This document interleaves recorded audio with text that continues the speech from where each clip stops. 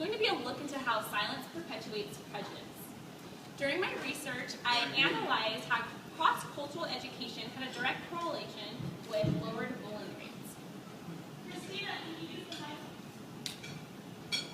mic? 2.1 million students each year are reported as being bullies towards other students in schools. 2.7 million students are reported as being victims of these bullies. 87% of students report that retaliation is the main motivation for school shootings like Columbine and Sandy Hook. I conducted my research at John Muir High School, located in Pasadena, California. It's a minority-majority population with 8% whites, 30% African Americans, and 65% Hispanic population. The school has had previous incidents with race riots and gang tension on campus, so it was a perfect place to conduct this research. I did a 3-day study, which included the first day of students sharing dialogue about stereotypes and generalizations for their specific culture. On the second day, they watched the movie Crash and self-reflected on their own personal bias and stereotypes towards others. On the third day, they participated in autoethnographies, which I'll describe later. I found that there was a disconnect, and this is what was causing the bullying and prejudice. Martin Luther King once said that people fear each other because they don't know each other, and they don't know each other because they don't communicate with each other. So then I asked, why don't they communicate? And in my research, I found 2 main culprits: silence and silencing. Silence is the act of not talking about race. Silencing is the act done to someone to prevent them from talking about race. Specific emphasis within our community is teacher silence. It's the omittance of action by a teacher to address a racial or prejudicial incident within their classroom. During my literature review, this case study came up. A group of students went up to the front of the class and performed a skit about the Korean War. They pulled their eyes to the back of their heads and proceeded to talk in high-pitched voices, depicting a stereotypical Asian man. The teacher applauded with the rest of the class and called the skit entertaining. In 1988, Peggy McIntosh developed an essay describing certain unearned assets that the white culture got to use to navigate throughout our cultural hierarchy. She described these things as invisible passports, codes, and blank checks that they used. Here are a couple of points from her essay. I can choose blemish coverage or bandages in flesh color and have them more or less match my skin. If a traffic cop pulls me over or the IRS audits my tax return, I can be sure that I haven't been singled out because of my race. When I am told about our national heritage, I'm shown that people of my color made it what it is. There's a false assumption that talking about race makes one a racist. There's also a false assumption that not talking about it makes it go away. Well, hi, I'm talking about it and I'm not a racist. And it's not going away because I want you to hear about it here and now. The reality is that the silence of these issues is what perpetuates them. I had my students conduct autoethnographies to attack this problem. An autoethnography is a written piece of self-reflection of how you fit into the social context of your society. Do you feel the world views you most because of your age, your gender, your race, your language, your religion? Here are a couple examples from the students that I worked with. I really don't know how others view or categorize me as a person, but I'm always getting looks and glares when people see me with my daughter. She's my pride and joy. Usually people I meet assume I have dropped out of high school. I think as a teenage mother, people tend to look down on me without knowing who or what I'm really like. I come from a world of quinceañeras, mole, and women tending to their men. I'm the picking up after the boys because they don't belong in the kitchen, the homemaker, the wife. But I'm also American, which means I don't want to pick up your plate or tend to your hangover or be your wife and be dominated, because I'm from a world of moving forward. I feel marginalized because I am black and white, but the world only sees me as black, and it's not fair. I am told to forget one entire half of my identity because the other half somehow means more to other people, the half they can use to make me feel inferior. The idea of America sounds great, but we unfortunately still are not all equal.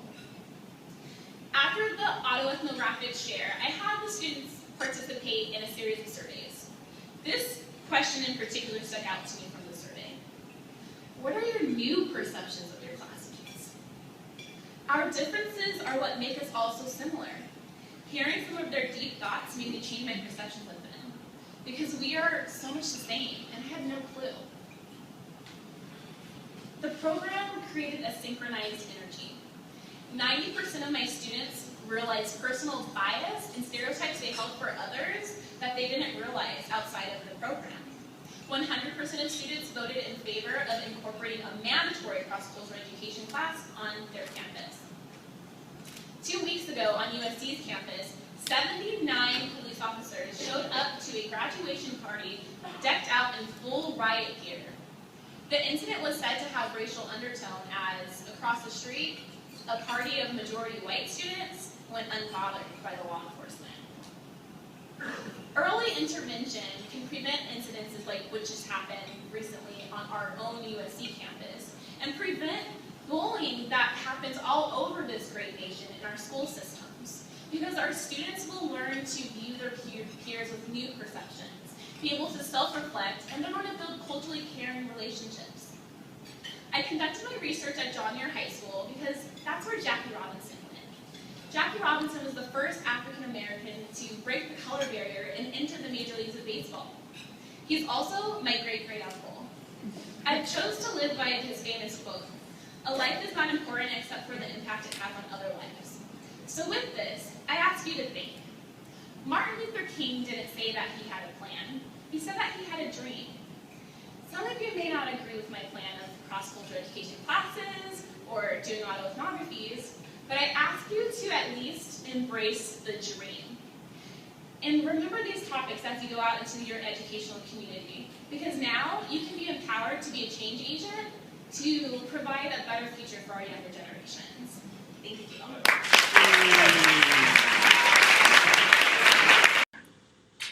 We're going to do a little activity real quick. You're looking at me. Do you first see, and you don't have to answer out loud if you want to, you can. When you're looking at me, do you first see a woman, a black person, a young person, a Christian? Am I Muslim? Am I American? Am I bilingual? Am I rich? Am I poor? Do I have high abilities? Do I have a disability? What is it that you first see when you look at me?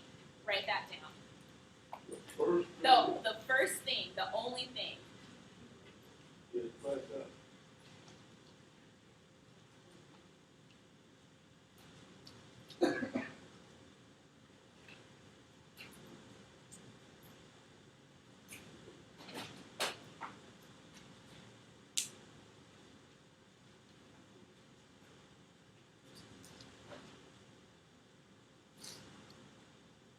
Does anybody want to share?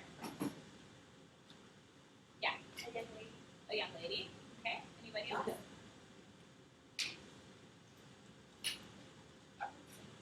A young person. Okay. Anybody else? Who saw my race first? You saw my race first? Okay. There's nothing wrong with that. That's what we're talking about. There's nothing wrong with talking about race. I'm mixed. Yes, I am black. Why is that? Race, like, does that make you racist? Does that make you black? No, and that's what the point is. Because we have this false assumption that if you're talking about race or you're saying someone something, that you're racist. But you're just stating your opinion. You're giving your perspective. Being racist is like not liking Yes. Yes, girl, I love you. All right. So racism is not liking someone or a group of people because of the sole fact. Racism is not liking someone or a group of people because of the sole fact of they come from a specific race that you've stereotyped or generalized to have negative attributes which you don't like. Does that make sense? So when you're saying I'm black, were you saying I don't like black people, or were you just stating an observation? Stating an observation. Exactly. So do you see what we're saying? Talk about racism.